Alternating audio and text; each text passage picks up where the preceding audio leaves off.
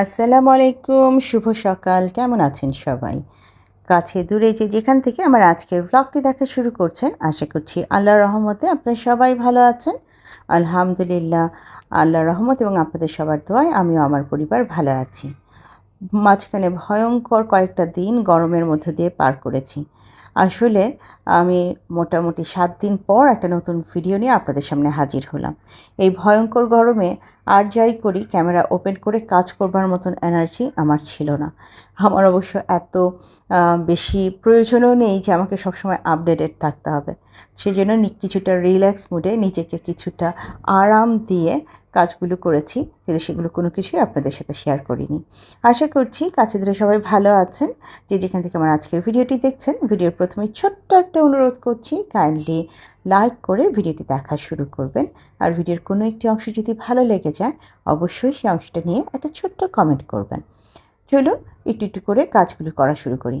যথারীতি ঈদের ২ দিন পর আমার ২ খালা ছুটি নিয়ে চলে গিয়েছে যার যার বাড়িতে। একজন অবশ্য ফেরত এসেছে, আরেকজনের এখনও আসার নাম নেই।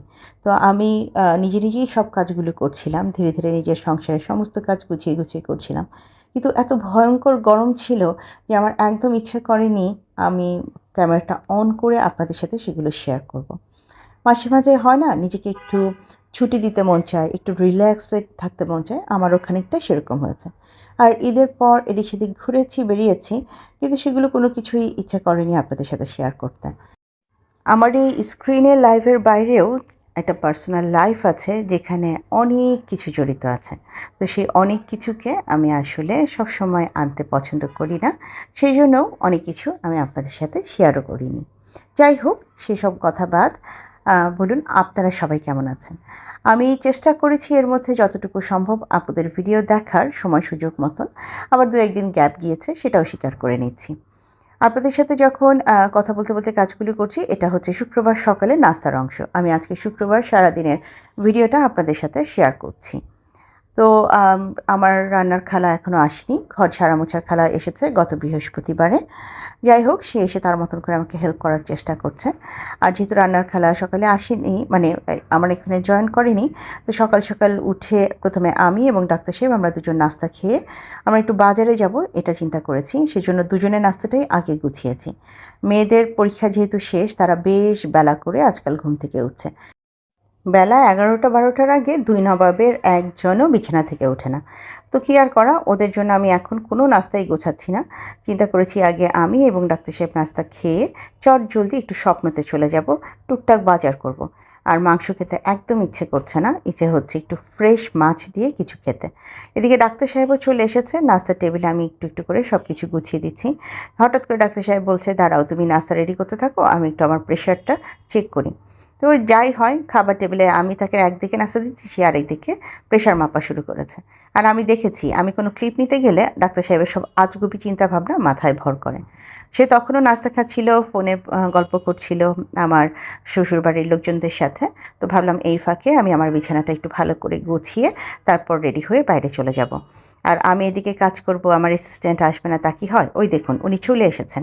এসে এমন একটা ভাব ধরছেন, তুমি কি করো? কাজে ফাঁকি দিও না, আমি তোমাকে নজরে রাখছি, তুমি ঠিক মতন কাজ করো, এরকম একটা ভাব ধরে উপরে এসে দাঁড়ালো। মানে তাকে যে আমি বলবো যে তুই সর, সে আমি আমার কাজ ঠিক মতন করবো, সেগুলো সে বেশি একটা পাত্তাই দিচ্ছে না। আর আজকাল আমার অ্যাসিস্ট্যান্টের মেজাজ মুডটি বড্ড খারাপ থাকছে, হয়তোবা গরমের জন্য। খাওয়া দাওয়াটাও আগের মতন অতটা করছে না, খালি পানি খাচ্ছে, কিংবা বলতে পারেন একটু করে হচ্ছে রান্না মাংস খাচ্ছে, এর বাইরে সে কিছু খাচ্ছে না। ওইদিকে গল্প করতে করতে আমি ফার্নিচারগুলো ভালো করে মুছে নিয়ে এই যে এখানে নতুন চাদরটা বিছিয়ে দিচ্ছি। সরি, চাদরটা নতুন না, মানে ফ্রেশ চাদর বিছিয়ে দিচ্ছি। আগের চাদরটা তুলে ফেলেছি।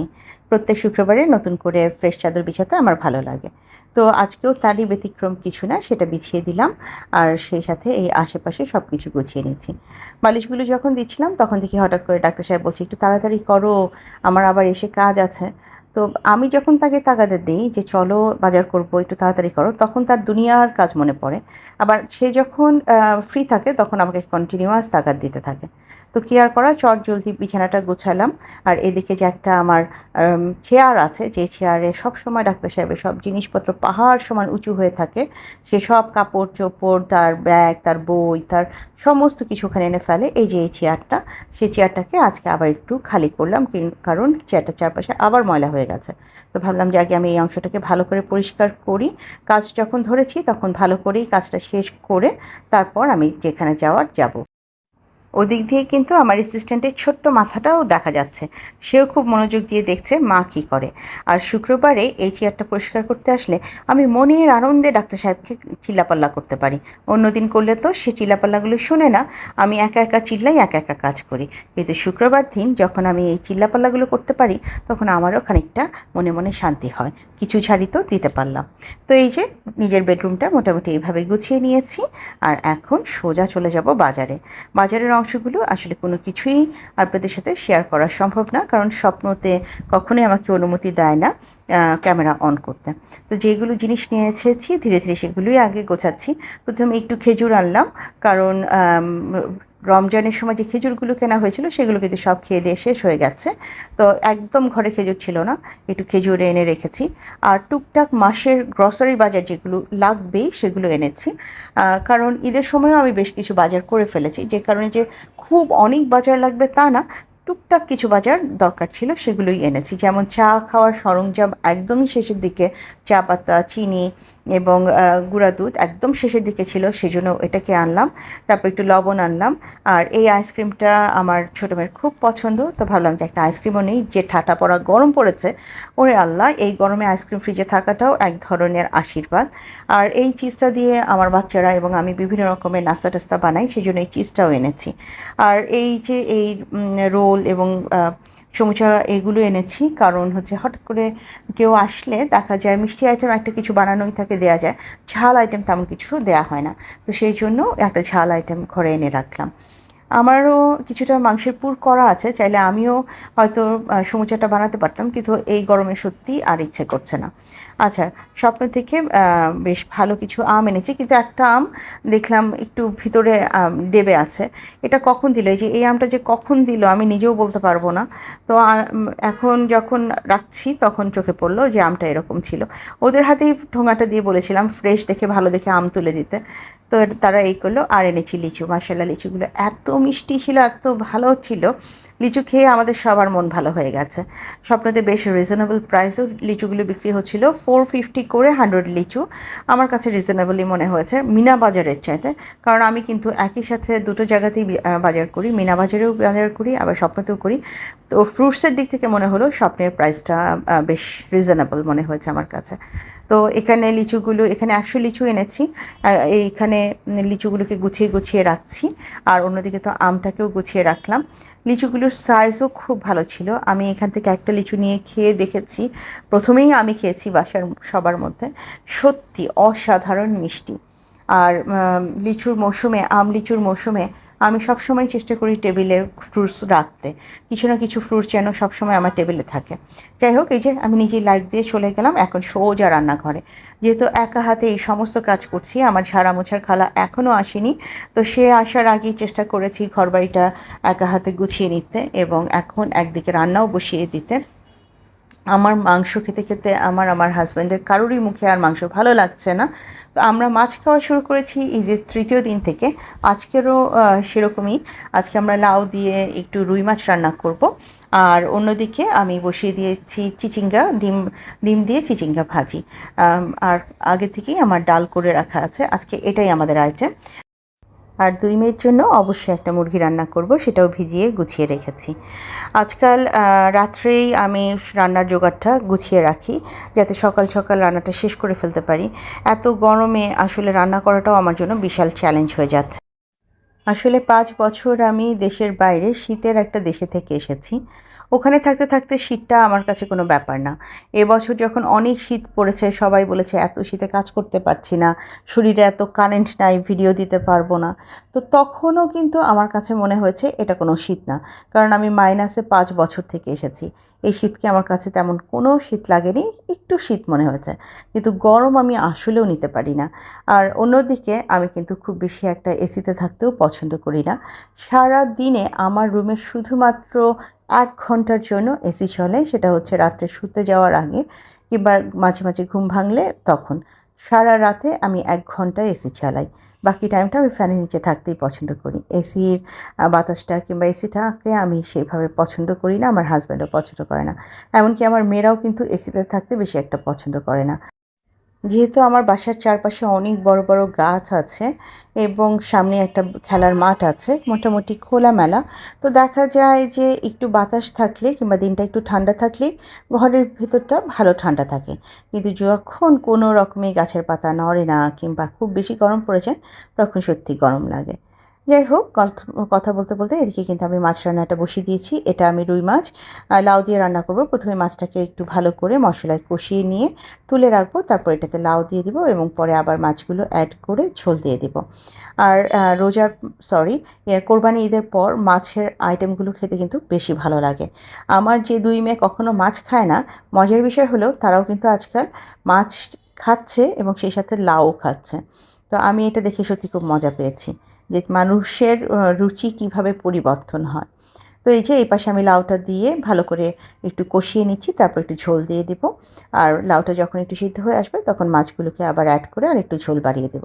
আমি আসলে কখনোই কোনো আইটেম সেভাবে রেসিপির মতন আপনাদের সাথে শেয়ার করি না, কারণ আমি নিজেও আপনাদের কাছ থেকে অনেক কিছু শেখার চেষ্টা করি, এখনও অনেক কিছু শিখছি। আসলে একটা জিনিস কি জানেন?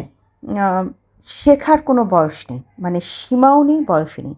আপনি আপনাকে তত বেশি এনরিচ করতে পারবেন, যত বেশি আপনার শেখার আকাঙ্ক্ষা থাকবে। আমি নকল করা, কপি করার কথা বলছি না। আমি শেখার কথা বলছি।